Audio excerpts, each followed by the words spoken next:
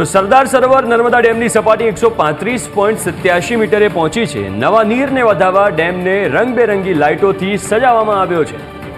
Dam પર અત્યારે રંગબેરંગી લાઇટનિંગ કરવામાં આવી રહ્યું છે। આગામી 15 ઓગસ્ટને લઈને ત્રિરંગાની લાઇટિંગ કરવામાં આવી। નર્મદા ડેમનો આ અદ્ભુત નજારો તમે જોઈ શકો છો। ન્યૂઝ કેપિટલ પર સૌથી પહેલા એક્સક્લુઝિવ આ વિઝ્યુઅલ્સ જે તમે ન્યૂઝ કેપિટલ ગુજરાત પર જોઈ રહ્યા છો, નર્મદા ડેમના દ્રશ્યો છે અને એને અલગ અલગ લાઇટિંગથી અદ્ભુત બનાવવામાં આવ્યો છે। 15 ઓગસ્ટ આવી રહી છે ત્યારે 3 અલગ અલગ કલર જે આપણા ત્રિરંગાના કલરો છે એ પણ અહીંયા જોવા મળી રહ્યા છે। તો વધુ વિગતો સાથે સંવાદદાતા પ્રવીણ પટવારી જોડે ગયા છે નર્મદાથી। પ્રવીણ, કેવો માહોલ છે? કારણ કે અહીંયા જે દ્રશ્યો જોવા મળી રહ્યા છે તો ખૂબ જ અદ્ભુત છે।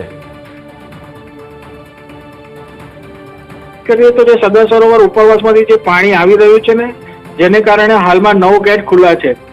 એની 9 ગેટની સાથે જે નર્મદા બંધ છે તેને દુલ્હનની જેમ શણગારી દેવામાં આવ્યો છે। લગભગ 35 લાખની જેટલી LED જે લાઇટો મૂકી અને તિરંગાના કલરમાં શણગારવામાં આવ્યો છે। આગામી 15મી ઓગસ્ટ છે ને તેને લઈને તિરંગાનું સ્વરૂપ આપવામાં આવ્યું છે।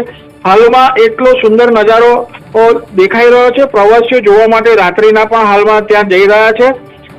નર્મદા ડેમ જે ઉપરવાસમાંથી પાણી આવે છે જેને કારણે 9 ગેટ ખુલ્લા છે અને એની સાથે આ તિરંગાનો જે નજારો છે તે પણ બહુ સુંદર આહલાદક લાગી રહ્યો છે। જી બિલકુલ, આભાર પ્રવીણ વિગતો આપવા માટે। તો આ ખૂબ જ આહલાદક નજારો છે અને તમે જોઈ શકો છો કે નર્મદા ડેમમાં એક તો પાણીની આવક પણ અદ્ભુત થઈ છે અને એના પગલે જ્યારે આ લાઇટિંગ કરવામાં આવે તો કેટલું સુંદર દ્રશ્ય સર્જાય। એક તો નર્મદા જિલ્લો પણ એટલું સુંદર છે અને ત્યાં ખાસ કરીને નર્મદા ડેમની આજુબાજુ એટલી હરિયાળી છે કે ખૂબ જ અદ્ભુત નજારો દર વખતે સર્જાતો હોય છે।